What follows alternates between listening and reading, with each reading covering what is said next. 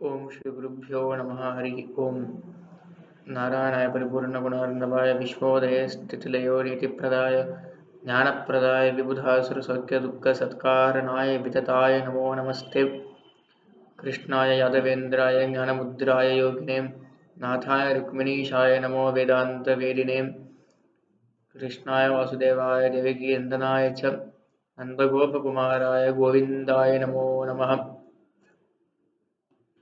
अभ्रमं भङ्गरहितम् अजडं विमलं सदा आनन्दतीर्थमतुलं भजे तापत्रयापहम् आनन्दतीर्थोपदिष्टो निधिर्नारायणाख्वयः प्रदर्शितो येन सम्यक् जयतीर्थं तमाश्रये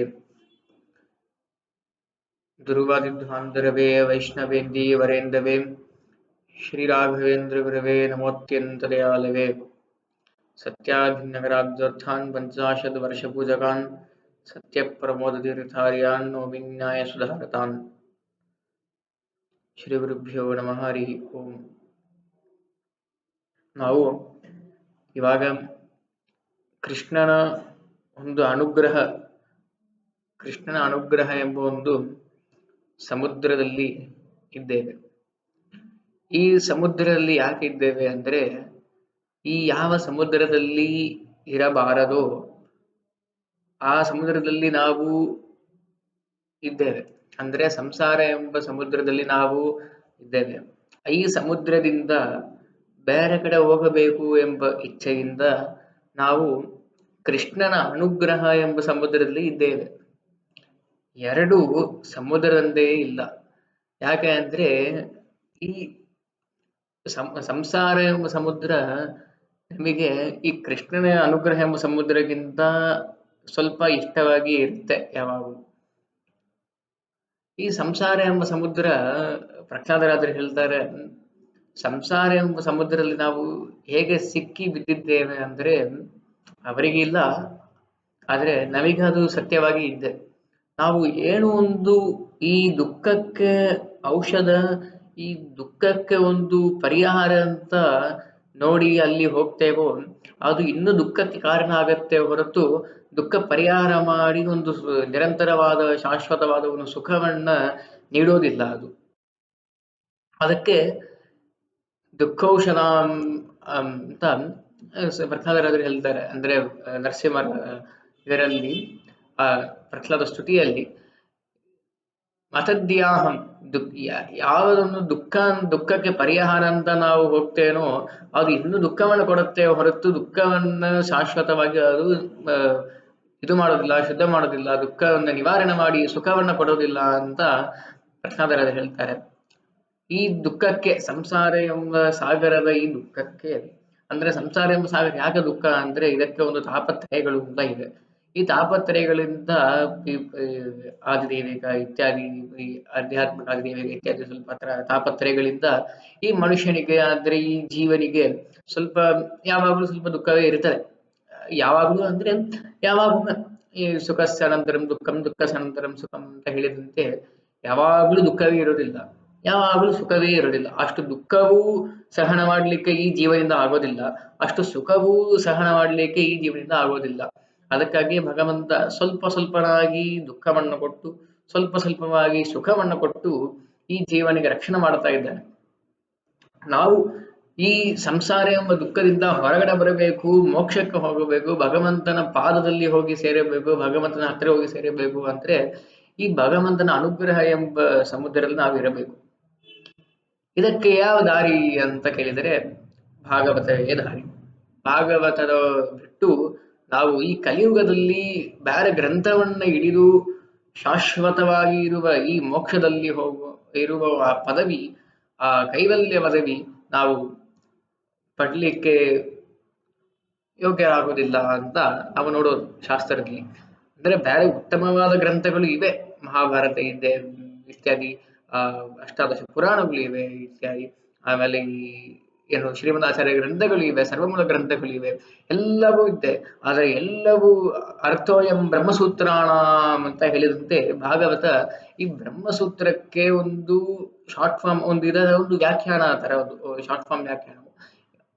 ಬ್ರಹ್ಮಸೂತ್ರದ ಅರ್ಥ ಹಿಂದೆ ಏನು ಒಂದು ಪದ್ಧತಿ ಇದ್ದದಂತೆ ಈ ಜನ್ಮಾದಸ್ಯತಃ ಓಂ ಎಂಬ ಓಂ ಎಂಬ ಸೂತ್ರದಲ್ಲಿ ಏನಿದೆಯೋ ಅದೇ ಜನ್ಮಾದಸ್ಯದನ್ವಯಾದಂತಹ ಆ ಭಾಗವತದ ಶ್ಲೋಕವು ಈ ಬ್ರಹ್ಮಸೂತ್ರದ ಸೂತ್ರವು ಅನ್ವಯ ಮಾಡ್ತಾ ಹೋಗ್ತಾ ಇದ್ದರಂತೆ.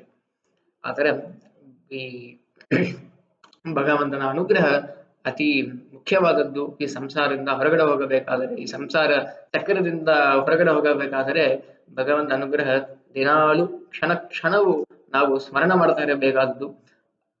ಅದು ನಾವು ಇವಾಗ ಮಾಡ್ತಾ ಇದ್ದೇವೆ. ಇವತ್ತು ಹೋದ ಸಂಚಿಕೆಯಲ್ಲಿ ನಾವು ಪರೀಕ್ಷಿತರಾಜನಿಗೆ ಹೇಗೆ ಭಗವಂತ ಕೃಷ್ಣ ಅನುಗ್ರಹ ಮಾಡಿದ್ದ ಅಂತ ನೋಡಿದ್ದೀವಿ.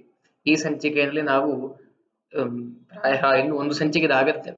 ಏನು ಅಂದ್ರೆ ಭಗವಂತ ಕೃಷ್ಣ ಆ ಗೋಪಾಲರ ಬಾಲಕರನ್ನ ಮತ್ತು ಈ ಋತ್ವಿಜರನ್ನ ಮತ್ತು ಋತ್ವಿಜರ ಈ ಪತ್ನಿಯರನ್ನ ಹೇಗೆ ರಕ್ಷಣೆ ಮಾಡಿದ, ಹೇಗೆ ಅನುಗ್ರಹ ಮಾಡಿದ ಅಂತ ನಾವು ನೋಡಬಹುದು.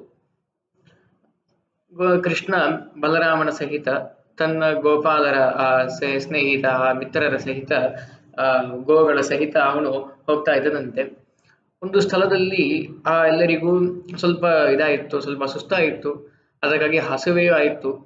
ಆ ಹಸುವಕ್ಕಾಗಿ ಕೃಷ್ಣನ ಹತ್ತಿರ ಬೇಡಿಕೊಂಡನಂತೆ, ಹೇ ಕೃಷ್ಣ, ಹೇ ರಾಮ, ಈ ತರ ಹಸುವೆ ಆಗ್ತಾ ಇದ್ದೆ, ಏನಾದರೂ ಮಾಡು, ನೀನೇ ಎಲ್ಲರಿಗೂ ಗತಿ ಅಂತ ಹೇಳಿ ಆ ಕೃಷ್ಣನ ಮಿತ್ರರುಗಳು ಈ ತರ ಕೃಷ್ಣನ ಹತ್ರ ಬೇಡಿಕೊಂಡರಂತೆ. ಮಾಡೋಣ ಅಂತಂದ್ರೆ ಎಲ್ಲ ಹೋಗಿ ಬನ್ನಿ ಅಂತ ಹೇಳಿ ಕೃಷ್ಣ ಪರಮಾತ್ಮ ಏನ್ ಮಾಡಿದ ಅಂದ್ರೆ ಒಂದು ಸ್ಥಳದಲ್ಲಿ ಅವರನ್ನ ನಿಲ್ಲಿಸಿ ಹೇಳಿದ, ಹತ್ರ ಇಲ್ಲಿಯೇ ಸ್ವಲ್ಪ ಹತ್ರನೇ ಋತ್ವಿಜರುಗಳು ಯಾಗ ಮಾಡ್ತಾ ಇದ್ದಾರೆ. ಆ ಯಾಗದಲ್ಲಿ ಹೋಗಿ ಅನ್ನವನ್ನ ಕೇಳಿ ಅವರು ಕೊಡ್ತಾರೆ ಅಂತ ಹೇಳಿದ. ಅಂದ್ರೆ ಇತಿ ವಿಜ್ಞಾಪಿತ ಗೋಪೈಹಿ ಭಗವಾನ್ ಜಗದೀಶ್ವರ ಭಕ್ತಾಯ ವಿಪ್ರಭಾರ್ಯಾಯ ಪ್ರಸೀದ ನಿಧಮಬ್ರವೀತ್ ಅಂತ.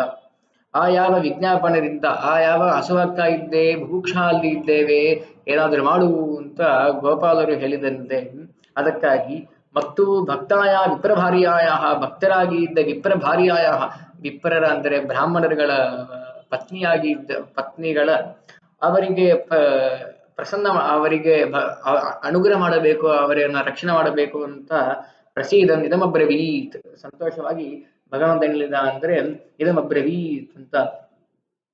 ಪ್ರಯಾತ ದೇವಯಜನಂ ಬ್ರಾಹ್ಮಣ ಬ್ರಹ್ಮವಾದಿನಃ ಸತ್ರಾಮಾಂಗೀರಸಂ ನಾಮ ಖ್ಯಾಸತೆ ಸ್ವರ್ಗಕಾಮ್ಯಯ ಅಂತ ಅದ್ಭುತವಾದ ಒಂದು ಮಾತು.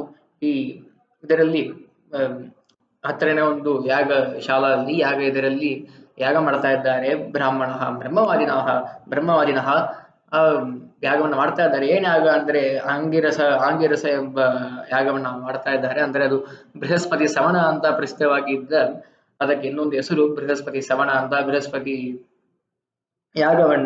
ಆ ಯಾಗವನ್ನ ಮಾಡ್ತಾ ಇದ್ದಾರೆ. ಅದರಲ್ಲಿ ಅನ್ನವನ್ನ ಕೊಡೋದು ಒಂದು ಪದ್ಧತಿಯೂ ಇದೆ. ಇದರಿಂದ ನೀವು ಹೋಗಿ ಅನ್ನವನ್ನ ಯಾಚನೆ ಮಾಡಿ ಅವರು ಕೊಡ್ತಾರೆ. ಆ ಯಾಗ ಒಂದು ಸ್ವರ್ಗಕಾಮ್ಯ, ಸ್ವರ್ಗದ ಫಲಕ್ಕಾಗಿ, ಸ್ವರ್ಗದ ಇಚ್ಛೆಯಾಗಿ ಇರುವ ಆ ಋತ್ವಿಜಗಳು, ಆ ಬ್ರಾಹ್ಮಣರುಗಳು ಆ ಅನ್ನವನ್ನ ನಿಮಗೆ ನೀಡುತ್ತಾರೆ ಅಂತ ಹೇಳಿ ಆ ಗೋಪಾಲರನ್ನ ಕಳಿಸಿದ್ದಾನೆ ಕೃಷ್ಣ ಮತ್ತು ಪರಮಾತ್ಮ. ಅವರಲ್ಲಿ ಹೋಗಿ ಕೇಳಿದರಂತೆ, ಕೀರ್ತಯಂತೋ ಭಗವಾನ್ ಭಗವತ ಆರ್ಯಸ್ಯ ಮಮಚಾಭಿಧಾಂ ಅಂತ ಹೋಗಿ ಅಲ್ಲಿ ತತ್ರ ಗತ್ವ ಓದನಂ ಯಾಚ ಅಲ್ಲಿ ಹೋಗಿ ಓದನಂ ಅಂದ್ರೆ ಅನ್ನವನ್ನ ಯಾಚನೆ ಮಾಡಿದ್ದರಂತೆ. ಇತ್ಯಾದಿಷ್ಟ ಭಗವತ ಗತ್ವಾ ಯಾಚಂತತೆ ತಥಾ ಕೃತ್ವಾಂಜಲಿಪುಟ ವಿಪ್ರಾನ್ ದಂಡವತ್ ಪತಿತಾ ಭುಯಿ ಅಂತ ಹೇಗೆ ಹೋಗಿ ಅಲ್ಲಿ ಹೋಗಿ ಆ ವಿಪ್ರರನ್ನ ನೋಡಿ ಆ ಬಾಲಕರುಗಳು ದಂಡವತ್ ಪ್ರಣಾಮವನ್ನ ಮಾಡಿ ಆ ಇತ್ಯಾದಿಷ್ಟ ಭಗವಂತರಿಂದ ಪ್ರೇರಣೆ ಮಾಡಿ, ಭಗವಂತರಿಂದ ಒಂದು ಆದೇಶವನ್ನ ಸ್ವೀಕಾರ ಮಾಡಿ ಈ ಸ್ಥಳದಲ್ಲಿ ಬಂದಿದ್ದಾರೆ. ಅಲ್ಲಿ ಹೋಗಿ ಪ್ರಪ್ರಥಮವಾಗಿ ಅವರು ಶಿರಸಾಷ್ಟಾಂಗ ನಮಸ್ಕಾರವನ್ನ ಮಾಡಿದ್ದಾರೆ ಅಂತ. ಇದರಿಂದ ಏನ್ ಬರುತ್ತೆ ಅಂತ, ಇದಕ್ಕಾಗಿ ಭಾಗವತ ಈ ಕೃಷ್ಣರ ಒಂದು ಅನುಗ್ರಹ, ಕೃಷ್ಣನ ಒಂದು ಇದರಂತೆ ಭಾಗವತ ಮತ್ತು ಕೃಷ್ಣ ಈ ಒಂದು ಸ್ಥಳದಲ್ಲಿಯೂ ಈ ಜೀವನ ರೀತಿಯನ್ನ ತಿಳಿಸ್ತಾ ಇದೆ. ಕೃಷ್ಣನು ಎಷ್ಟೋ ಸ್ಥಳದಲ್ಲಿ ಅವನು ಈ ತರ ಮಾಡಿದರೆ ಏನಾಗತ್ತೆ, ಆ ತರ ಮಾಡಿದರೆ ಏನಾಗತ್ತೆ ಅಂತ ಒಂದು ಸ್ಟ್ರಾಟಜಿಕ್ ಫಾರ್ಮುಲಾವನ್ನು ಕೊಟ್ಟು ಅವನು ಈ ಜೀವನವನ್ನ ಸುಖವಾಗಿ ಹೇಗೆ ನಡೆಸಲಿಕ್ಕೆ ಸಾಧ್ಯ ಅಂತ ಹೇಳಿದ್ದಾನೆ. ಈ ತರವಾದ ಈ ಒಂದು ಕೆಲಸವು ಎಲ್ಲಿ ನಾವು ಋತ್ವಿಜರುಗಳನ್ನ ಬ್ರಾಹ್ಮಣರುಗಳನ್ನ ಯಾಗ ಮಾಡ್ತಾ ಇರುವವರನ್ನ ನೋಡ್ತೇವೋ, ಗುರುಗಳನ್ನ ನೋಡ್ತೇವೋ, ಅಲ್ಲಿ ಶಿರಶಾಷ್ಟಾಂಗ ದಂಡವತ್ ಪ್ರಣಾಮವನ್ನ ಮಾಡಬೇಕು ಅಂತ ಅಮ್, ಶಾಸ್ತ್ರವನ್ನು ಹೇಳ್ತಾರೆ. ಅದಕ್ಕಾಗಿಯೇ ಈ ಒಂದು ಇದು ಈ ತರ ತಿಳಿಸಬೇಕು ಅಂತ ಈ ಈ ತರವಾದ ಒಂದು ಕೃತಿಯನ್ನ ಭಾಗವತ ಹೇಳಿಸ್ತಾ ಇದ್ದೆ. ಮುಂದೆ ಅವರೆಲ್ಲ ನಮಸ್ಕಾರ ಮಾಡಿದರು. ಅಹ್, ಪ್ರಾಪ್ತಂ ಜಾನೀತ ಭದ್ರಂಬೋ ಗೋಪಾಣ್ಣೋ ರಾಮಚೋದಿತಾನ್ ಅಂತ ಈ ಬಲರಾಮದಿಂದ ಮತ್ತು ಕೃಷ್ಣದಿಂದ ನಾವು ಪ್ರೇರಿತನಾಗಿ ನಾವು ಓದನವನ್ನ ಅನ್ನವನ್ನ ಯಾಚನೆ ಮಾಡಲಿಕ್ಕಾಗಿ ಬಂದಿದ್ದೇವೆ. ನೀವು ಅನ್ನ ಕೊಡ್ತೇರೆ ಅಂತ ಕೃಷ್ಣ ಮತ್ತು ಬಲರಾಮ ಹೇಳಿದರು. ಅದಕ್ಕಾಗಿ ಧರ್ಮವಿತ್ತಮಾಹ ಅಂದ್ರೆ ಧರ್ಮವನ್ನ ಚೆನ್ನಾಗಿ ತಿಳಿದರನಂತೆ ನೀವು ಇದ್ದೀರಿ. ಅದಕ್ಕಾಗಿ ನೀವು ಧರ್ಮವನ್ನ ಕೊಡ್ತೀರಿ ಅಂತ ನಾವು ನಂಬಿ ಇಲ್ಲಿ ಬಂದಿದ್ದೇವೆ ಅಂತ ಹೇಳಿದ್ದಾರೆ. ಗಾಶ್ಚಾರಯಂತಾವ ವಿದೂರ ಓದನಂ. ಇಲ್ಲಿ ಹತ್ತಿರ ನಾವು ಗಾವನ್ನ ಅಂದ್ರೆ ಗೋವನ್ನ ಇದು ಮಾಡ್ತಾರೆ, ಗೋವನ್ನ ಪಾಲನೆ ಮಾಡ್ತಾ ಇದ್ದೇವೆ. ಅದಕ್ಕಾಗಿ ಸ್ವಲ್ಪ ಹಸಿರಾಯಿತು ಅಂತ ಅನ್ನವನ್ನ ಯಾಚನೆ ಮಾಡಲಿಕ್ಕೆ ಬಂದಿದ್ದೇವೆ, ಅನ್ನವನ್ನ ಕೊಡಿ ಅಂತ ಕೊಟ್ಟಿದ್ದಾರೆ, ಅಂದ್ರೆ ಕೇಳಿದ್ದಾರೆ. ಅದು ಇತಿದೇ ಭಗವದ್ಯಾಂಜಾಂ ಶೃಣ್ವಂತೋಪಿ ನ ಶುಶ್ರುಭು ಕ್ಷುದ್ರಾಶ ಭೂರಿ ಕರ್ಮಾಣೋ ಬಾಲಿಶ ವೃದ್ಧಮಾನಿನಃ ಅಂತ ಈ ಅದ್ಭುತವಾದ ಶ್ಲೋಕ. ಈ ಅಲ್ಲಿಯಾಗಿ ಸ್ವರ್ಗಕಾಮ್ಯ ಅಂತ ಹೇಳಿದಂತೆ ಇಲ್ಲಿ ಕ್ಷುದ್ರಾಶಃ ಅಂತ ಹೇಳಿದ್ದಾರೆ. ಅಂದ್ರೆ ಅಲ್ಲಿ ಏನ್ ಹೇಳಿದ್ರು ಅಂದ್ರೆ ಋತ್ವಿಜರು ಅಂತ ಬ್ರಹ್ಮವಾದಿನಃ ಅಂತ ಹೇಳಿದ್ರು. ಅಲ್ಲಿ ಒಂದು 5-6 ಶ್ಲೋಕದ ಹಿಂದೆ ಬ್ರಹ್ಮವಾದಿನಃ ಅಂತ ಹೇಳಿದ್ರು. ಬ್ರಹ್ಮವಾದಿನಃ ಅಂದ್ರೆ ಏನು ಅಂತ ವ್ಯಾಖ್ಯಾನದಲ್ಲಿ ವೇದವಾದಿನಃ ಅಂತ ಹೇಳ್ತಾರೆ. ಕೃಷ್ಣ ಏನು ಹೇಳಿದ್ದ ಗೀತೆಯಲ್ಲಿ ನಿಸ್ತ್ರೈಗುಣ್ಯೋ ಭವಾರ್ಜುನ ಅಂತ ಹೇಳಿದ್ದ, ವೇದವಾದರದ ಪಾರ್ಥ ಅಂತ. ಅಂದ್ರೆ ಈ ವೇದವಾದರತರುಗಳು ಅಂದ್ರು ಯಾರು ಅಂತ ಕೇಳಿದ್ರೆ, ವೇದದಲ್ಲಿ ಏನಿದೆಯೋ ಅಂದ್ರೆ ಏನೇನು ಯಾಗದ ಒಂದು ಪ್ರಕ್ರಿಯೆ ಇದೆಯೋ, ಯಾಗದ ಮೇಲೆ ಯಾಗದ ನಂತರ ಹೋಮದ ನಂತರ ಏನೇನು ಫಲ ಬರುತ್ತೆಯೋ ಅದೇ ವೇದ ಹೇಳ್ತದೆ. ಅದಕ್ಕಿಂತಲೂ ಮೇಲೆ ಅದಕ್ಕಿಂತಲೂ ಕೆಳಗಡೆ ಕಮ್ಮಿ ಜಾಸ್ತಿ ಏನು ಹೇಳೋದಿಲ್ಲ. ಅಂದ್ರೆ ಸ್ವರ್ಗ ಬೇಕು ಅಂತ ಯಾಗ ಮಾಡಿದರೆ ಸ್ವರ್ಗಕ್ಕೆ ನಾವು ಹೋಗ್ತೇವೆ. ಮಳೆ ಬರಬೇಕು ಅಂತ ಯಾಗ ಮಾಡಿದರೆ ಮಳೆ ಬರುತ್ತೆ. ಏನಾದರೂ ಇದು ಬೇಕು ಏನಾದ್ರು ಫಲ ಬೇಕು ಅಂತ ಯಾಗ ಮಾಡಿದರೆ ಆ ಫಲ ಬರುತ್ತೆ. ಅದಕ್ಕಾಗಿ ಯಾವ ಒಂದಿದ್ರು ಕಾಮನೆಯಿಂದ ಯಾಗ ಮಾಡಿದರೆ ಆ ಕಾಮನವನ್ನ ಪೂರ್ಣ ಮಾಡುತ್ತದೆ ಅಂತ ನಾವು ಈ ತರವಾದ ಒಂದು ವಾದವನ್ನ ಚಾಲ್ತಿಯಲ್ಲಿ ಇದ್ದೇವೆ. ಹಿಂದೆ ಇತ್ತು, ಇವಾಗಲಿದ್ದೆ, ಮುದ್ದೆ ಇರ್ತವೆ. ಈ ವೇದವಾದರ್ಥಗಳು ಅಂದ್ರೆ ಈ ವಿಪ್ರರುಗಳೇ. ಅಂದ್ರೆ ಇದಕ್ಕೆ ಒಂದು ಪ್ರಸಿದ್ಧಿಯಾಗಿದ್ದವರು ಮೀಮಾಂಸಾಕರರು ಕರ್ಮವೇ ಶ್ರೇಷ್ಠ ಅಂತ ಹೇಳ್ತಾ ಇರುವರು. ಕರ್ಮಕ್ಕಿಂತಲೂ ಮಿಗಿಲಾದ ಒಂದು ವಸ್ತು ಇಲ್ಲ, ಕರ್ಮವೇ ಎಲ್ಲ, ದೇವರೆಲ್ಲ ಇದರೆಲ್ಲ ಏನಿಲ್ಲ. ಫಲ ದೇವರು ಕೊಡೋದಿಲ್ಲ, ಹೋಮ ಮಾತ್ರ ನಾವು ಮಾಡ್ತೇವೆ, ಮಂತ್ರ ಹೇಳ್ತೇವೆ, ಆ ಮಂತ್ರ ಹೇಳಿ ಆಹುತಿಯನ್ನು ಹಾಕ್ತೇವೆ. ಆ ಆಹುತಿ ಹಾಕಿದ ಮೇಲೆ ಆ ಮಂತ್ರಕ್ಕೆ ಏನು ಫಲನಿದೆಯೋ ಆ ಫಲವನ್ನು ಕೊಡ್ತದೆ ಅಂತ. ಅಂದ್ರೆ ಕರ್ಮವೇ ಎಲ್ಲ ಮಾಡುತ್ತದೆ, ಅವರಿಗೆ ಸೃಷ್ಟಿ ಏನಿಲ್ಲ, ದೇವರೇನು ಮಾಡುತ್ತದೆ ಏನಿಲ್ಲ, ಕರ್ಮವೇ ಎಲ್ಲ ಮಾಡ್ತದೆ. ಕರ್ಮ ಮಾಡಬೇಕು ಅಂತ ನಾವು ಹೋಮ ಮಾಡ್ತೇವೆ, ಮಳ ಬರುತ್ತೆ. ಸ್ವರ್ಗ ಬೇಕು ಅಂತ ನಾವು ಹೋಮ ಮಾಡ್ತೇವೆ, ಸ್ವರ್ಗಕ್ಕೆ ಹೋಗ್ತೇವೆ. ಇದಕ್ಕೆ ಮಂತ್ರ ಇದ್ದೆ, ಯಾಗಯಜ್ಞ ಮಾಡಲಿಕ್ಕೆ ಸಾಮಗ್ರಿ ಇದ್ದೆ, ಮಾಡ್ಲಿಕ್ಕೆ ಋತ್ವಿಜಗಳು ನಾವು ಇದ್ದೇವೆ, ವಿಪ್ರಗಳು ನಾವು ಇದ್ದೇವೆ, ವೇದ ಇದ್ದೆ, ಎಲ್ಲ ಇದ್ದೆ. ನಾವು ಮಂತ್ರವನ್ನ ಹೇಳಿ ಹವಿಸ್ತೇವೆ, ಹೋಮವನ್ನ ಮಾಡುತ್ತೇವೆ, ನಮಗೆಲ್ಲ ಸಿಗತ್ತೆ ಅಂತ ಹೇಳಿ ಅವರ ಒಂದು ವಾದ ಅದು. ಈ ತರವಾದ ವಾದ ತಪ್ಪು ಅಂತ ಮಧ್ವಾಚಾರ್ಯರು ಆಗಾಗ್ಗೆ ಅದು ಇದು ಮಾಡ್ತಾ ಇದ್ದಾರೆ. ನಚಕರ್ಮ ವಿಮಾಮಲ ಕಾಲ ಗುಣ ಅಂತ ಹೇಳಿ ಆ ದ್ವಾದಶ ಸ್ತೋತ್ರದಲ್ಲಿ ಕರ್ಮವೇ ಎಲ್ಲ ಮಾಡೋದಿಲ್ಲ ಅಂತ. ಕರ್ಮವೇ ಎಲ್ಲ ಮಾಡಬೇಕಾದ್ರೆ ಹೋಮವನ್ನ ಮಾಡೋದು ಈ ಮಂತ್ರಗಳು ಮಂತ್ರ ಯಾರನ್ನ ಹೇಳ್ತದೆ ಅಂದ್ರೆ ಭಗವಂತನೇ ಹೇಳ್ತದೆ. ಆ ಮಂತ್ರ ಯಾರನ್ನು ಹೇಳೋದಿಲ್ಲ ಅಂದ್ರೆ ಮಂತ್ರ ಮಂತ್ರಕ್ಕೆ ಯಾಕೆ ಛಂದಸ್ ಅಂತ ಇದೆ ಅಂದ್ರೆ ಅದು ಛಾದಯತಿ ಅಂತ. ಭಗವಂತನ ಒಂದು ಅದ್ಭುತವಾದ ಜಗದ್ ವಿಲಕ್ಷಣವಾಗಿ ಇರುವ ಅಸಾಧಾರಣವಾಗಿ ಇರುವ ಈ ಏನು ಅವನ ಶಕ್ತಿಗಳಿವೆ, ಅದನ್ನ ಮುಚ್ಚಿಕೊಂಡಿದ್ದೆ ಅಂತೆ ಈ ಮಂತ್ರಗಳು. ಅಂದ್ರೆ ಅದನ್ನ ಮಂತ್ರದ ಒಳಗಡೆ ಅದನ್ನ ಇಟ್ಟಿದ್ದೆ. ಈ ಯಾರ್ಯಾರು ಆ ಮಂತ್ರದ ಚೆನ್ನಾಗಿ ಅನುಸಂಧಾನ ಮಾಡಿ ನೋಡ್ತಾರೋ ಅವರಿಗೆ ಭಿನ್ನ ಭಿನ್ನವಾಗಿ ಭಗವಂತ ತೋರಿಸ್ತಾನೆ, ಭಗವಂತ ಅವರಿಗೆ ಒಳಿತಾನೆ ಅಂತ. ಅದಕ್ಕಾಗಿ ಛಂದಸ್ ಛಾಂದ ಅಂತ ಇದ್ದೆ ಅಂತ ಶಾಸ್ತ್ರಗಳು ಹೇಳ್ತಾರೆ. ಈ ತರ ಸ್ವರ್ಗ ಕಾಮ ಮಾಡೋದು ಅದು ತಪ್ಪು ಅಂತ.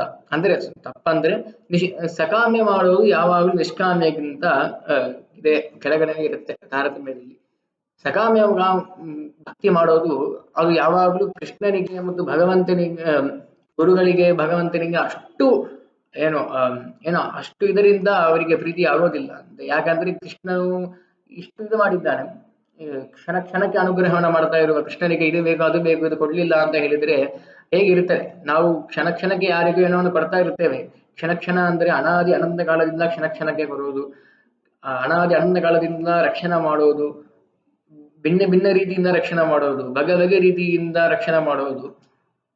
ಈ ತರವಾದ ಒಬ್ಬ ವ್ಯಕ್ತಿಗೆ ನಾವೆಲ್ಲ ಮಾಡ್ತಾ ಇರ್ತೇವೆ. ಅಂದ್ರೆ ಅವನು ಇದಿಲ್ಲ ಅದಿಲ್ಲ ಅಂತ, ಇದು ಕೊಡು ಅದು ಕೊಡು ಅಂತ ಹೇಳಿದ್ರೆ ನಾವು ಏನ್ ಹೇಳ್ತೇವೆ? ಏನಪ್ಪಾ ಇಷ್ಟು ಕೊಟ್ಟಿದ್ದೇವೆ, ಇಷ್ಟು ಮಾಡಿದ್ದೇವೆ, ನೀ ಇನ್ನು ಬೇಕು ಇನ್ನು ಬೇಕಂತ ಹೇಳ್ತಾ ಇದ್ಯಾ, ಯಾಕೆ ನೀ ಈ ತರ ಮಾಡ್ತಾ ಇದ್ದೀಯ, ಹೋಗು ಅಂತ ನಾವು ಏನು ಮಾಡೋದೇ ಇಲ್ಲ. ಆದರೆ ಕೃಷ್ಣ ಆ ತರ ಇಲ್ಲ. ಅವನು ಸಕಾಮ್ಯ ಭಕ್ತಿಗೂ ಒಳಿತಾನೆ, ನಿಷ್ಕಾಮ್ಯ ಭಕ್ತಿಗೂ ಒಳಿತಾನೆ. ಶ್ರೇಷ್ಠವಾಗಿರೋದು ನಿಷ್ಕಾಮ್ಯ ಭಕ್ತಿ. ಅದರ ನಿಷ್ಕಾಮ್ಯ ಭಕ್ತಿ ಏಕಾಂತ ಭಕ್ತರುಗಳು, ಅದು ಬ್ರಹ್ಮ ವಾಯುಗಳು ಮತ್ತು ಸಕಾಮ್ಯದಲ್ಲಿ ನಾವು ನಮ್ಮ ತರ ಈ ಋಷಿಗಳು ಮುನಿಗಳು ಎಲ್ಲರೂ ಮನುಷ್ಯರುಗಳು ಎಲ್ಲರೂ. ಅದರ ಕ್ಷುದ್ರಾಶ ಭೂರಿಕರ್ಮಾಣೋ ಬಾಲಿಶಃ ವೃದ್ಧಮಾನಿನಃ, ಈ ತರವಾದ ಯಾಗ ಯಜನೆಗಳನ್ನ ಮಾಡ್ತಾ ಇರುವುದರಲ್ಲಿ ನಾವು ಯಾವಾಗಲೂ ಯಾಗ ಯಜನೆಗಳ ಮಾಡ್ತಾ ಇದ್ದರೆ ಭಗವಂತ ಪ್ರೀತಿ ಆಗಬೇಕು ಅಂತ ಮಾಡಬೇಕು ಅಂತ. ಅಂದ್ರೆ ಗೀತೆಯಲ್ಲಿ ಎಲ್ಲವೂ ಕೊಟ್ಟಿದ್ದಾರೆ, ಗೀತೆ ಭಾಗವತದಲ್ಲಿ ಎಲ್ಲವೂ ಇದೆ. ಮದ್ಯಾಜಿ ಮಾಂ ನಮಸ್ಕುರು ಮನ್ಮನಾಭವ ಮದ್ಭಕ್ತಾಭವ ಮದ್ಯಾಜಿ ಮಾಂ ನಮಸ್ಕುರು ಅಂತ ಕೃಷ್ಣ ಹೇಳಿದ್ದ. ಅಂದ್ರೆ ಯಾಕೆ ಯಾಗವನ್ನ ಮಾಡಬೇಕು? ನಿನಗೇನೋ ಪಾಪ ಇದ್ದ, ಪಾಪವನ್ನ ಪರಿಹಾರ ಮಾಡಬೇಕು ಅಂತ ನೀವು ಪವಮಾನ ಹೋಮವನ್ನ ಮಾಡುತ್ತೀಯ. ಆ ಪಾಪ ಪರಿಹಾರಕ್ಕಾಗಿ ಪವಮಾನ ಹೋಮ ಇರಲಿ, ಸಂವತ್ಸರ ಕೃತಂ ಪಾಪಂ ಅಂತ. ಆ ಸಂವತ್ಸರ ಕೃತಂ ಪಾಪವನ್ನ ನಾನು ಶುದ್ಧ ನಿನಗೆ ಮಾಡ್ತೇನೆ, ಅದು ಮಂತ್ರದ ಶಕ್ತಿಯಿಂದ ಅದು ಆಗೋದು. ಅಂದ್ರೆ ಅದಕ್ಕಿಂತಲೂ ಶುದ್ಧಿ ಸಂವತ್ಸರ ಕೃತಂ ಪಾಪಂ ಅಂದ್ರೆ ಈಗ ಒಂದು ಸಂವತ್ಸರ, ಇಲ್ಲ ಅಂದ್ರೆ ಮುಂದೆ ಒಂದು ಸಂವತ್ಸರ ಈ ತರ ಇರಬಹುದು. ಭಗವಂತ ಪ್ರೀತಿಗಾಗಿ ಮಾಡಿದರೆ ಅದು ಇಡೀ ನಿನ್ನ ಜನ್ಮಕ್ಕೆ ಮತ್ತು ಇಡೀ ನಿನ್ನ ಯಾವ ಅನಾದಿ ಅನಂತಕಾಲವಾಗಿ ಇರುವ ಈ ಜೀವದ ಒಂದು ಸಂಬಂಧ, ಸಂಸಾರದಲ್ಲಿರುವ ಸಂಬಂಧಕ್ಕೆ ಅದು ಶುದ್ಧ ಮಾಡಿ ಅದು ಮೋಕ್ಷಕ್ಕೆ ಇದಾಗತ್ತೆ, ಅದಕ್ಕಾಗಿ ಕಾರಣವಾಗತ್ತೆ. ಅದಕ್ಕಾಗಿ ನೀ ಮದ್ಯಾಜಿ ಮಾಂ ನಮಸ್ಕರು, ನನ್ನ ಪ್ರೀತಿಗಾಗಿ ನೀ ಯಾಗವನ್ನ ಮಾಡು, ನನ್ನ ಪ್ರೀತಿಗಾಗಿ ನೀ ಹೋಮವನ್ನ ಮಾಡು, ನನ್ನ ಪ್ರೀತಿಗಾಗಿ ನಿನ್ನ ಜೀವನವನ್ನು ಇಟ್ಟಿರು ಅಂತ ಹೇಳಿ ಕೃಷ್ಣ ಪರಮಾತ್ಮ ಈ ಸ್ವರ್ಗಕಾಮ್ಯಕ್ಕೆ ಎಲ್ಲ ಅಷ್ಟು ಬಲ ಎಲ್ಲ ಕೊಡೋದಿಲ್ಲ. ಶೃಣ್ವಂತೋಪಿನ ಶುಶ್ರೂಷು, ಅವರೆಲ್ಲ ಸ್ವರ್ಗಕಾಮದಲ್ಲಿ ಇದ್ದಾರೆ.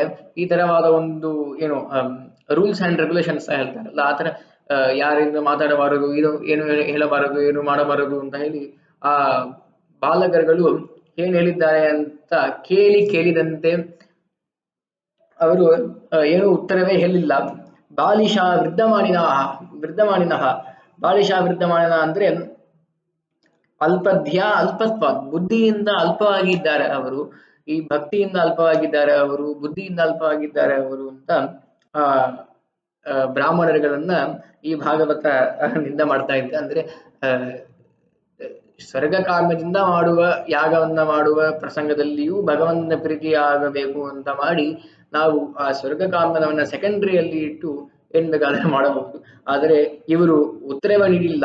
ಭಗವಂತ ಬಂದರೆ ಪರಲ್ಲ, ಭಗವಂತನ ಭಕ್ತರು ಬಂದಿದ್ದಾರೆ, ಭಗವಂತನ ಮಿತ್ರಗಳು ಬಂದಿದ್ದಾರೆ, ಅದಕ್ಕಾಗಿ ಕೊಟ್ಟಿರಬೇಕು, ಅದು ಕೊಡ್ಲಿಲ್ಲ. ಅದಕ್ಕಾಗಿಯೇ ಮೂರ್ಖ ಅಂತ ಹೇಳ್ತಾ ಇದ್ದೆ ಭಾಗವತ. ಬಾಲಿಶೋ ಬಾಲಮೂರ್ಖಯೋಹೋ ಇತಿ ಅಭಿಧಾನ ಅಂತ ಸುಮನೋರಂಜನಿಕಾರರು ವ್ಯಾಖ್ಯಾನದಲ್ಲಿ ಬರೀತಾರೆ. ಯಾರೊಬ್ಬ ಅದೇ ಹೇಳಿದ್ದಾರಲ್ಲ, ಚಾದಯತಿ ಇತಿ ಚಂದಃ ಅಂತ, ಆ ಮಂತ್ರಗಳು ಭಗವಂತನ ಮಹಿಮವನ್ನ ಚೆನ್ನಾಗಿ ಮುಚ್ಚಿಕೊಂಡಿದ್ದೆ. ದೇಶಕಾಲ ಪೃಥಗ್ದ್ರವ್ಯಂ ಮಂತ್ರತಂತ್ರ ಅರ್ತ್ವಿಜೋಗ್ನಯ ದೇವತಾ ಯಜಮಾನಶ್ಚ ಋತುಧರ್ಮಶ್ಚ ಯನ್ಮಯ ಅಂತ.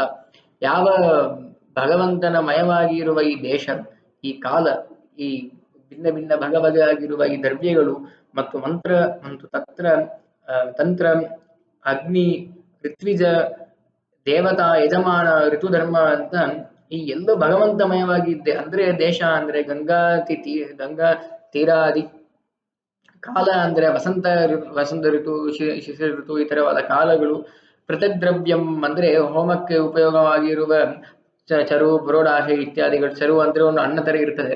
ಪುರೋಡಾಶ ಅಂದ್ರೆ ಆ ಹಿಟ್ಟಿನಿಂದ ಏನೋ ಮಾಡ್ತಾರೆ. ಬ್ರೆಡ್ ತರ ಇರ್ತದೆ ಅದು. ಆ ಪುರೇದಾಸೇತಿ ಇತಿ ಪುರೋಡಾಶ ಅಂತ ಪ್ರಪ್ರಥಮವಾಗಿ ಅದುವೇ ಹೋಮಕ್ಕೆ ಹಾಕ್ತಾರೆ, ಹವಿಸ್ಸಾಗಿ ಹಾಕ್ತಾರೆ. ಅದಕ್ಕಾಗಿ ಪುರೋಡಾಶ ಅಂತ ಹೇಳ್ತಾರೆ. ಈ ಚರು, ಪುರೋಡಾಶ ಮತ್ತು ಮಂತ್ರ, ಏನು ಮಂತ್ರ ಹೇಳ್ತೇವೋ ಆ ಮಂತ್ರ, ತಂತ್ರ, ಆ ಏನೇನು ತಂತ್ರವನ್ನ ಮಾಡ್ತೇವೆ ಅಂದ್ರೆ ಅಗ್ನಿಯನ್ನು ಇದು ಮಾಡ್ತೇವೆ, ಅಗ್ನಿಯಾವಾಹನ ಮಾಡ್ತೇವೆ, ಎಲ್ಲ ಮಾಡ್ತೇವೆ. ಆ ತಂತ್ರವಾಗಿ ಎಲ್ಲ ತಂತ್ರಗಳು ಅದು, ಮತ್ತು ಅನುಷ್ಠಾನ ವಿಧಿ, ಮತ್ತು ಋತ್ವಿಜ, ಮತ್ತು ಈ ಋತ್ವಿಜರಿದ್ದಾರೆ ಅವರು ಅಗ್ನಿ, ಆಹವನೀಯ ಮತ್ತು ಈ ತರವಾದ ಒಂದು 3 ಅಗ್ನಿ ಇದೆ. ಆ ಅಗ್ನಿಗಳು ದೇವತಾ, ಇಂದ್ರಾದ್ಯ ದೇವತಾ, ಯಜಮಾನ, ದೀಕ್ಷಿತಾಧಿಕಾರಿ, ಯಾರು ದೀಕ್ಷಿತನಾಗಿದ್ದಾನೆ ಅವನು, ಮತ್ತು ಋತು, ಯಾರು ಋತು ಅಂದ್ರೆ ಸಂಕಲ್ಪ ಅಂತ ಒಂದು ಅರ್ಥ ಇದೆ.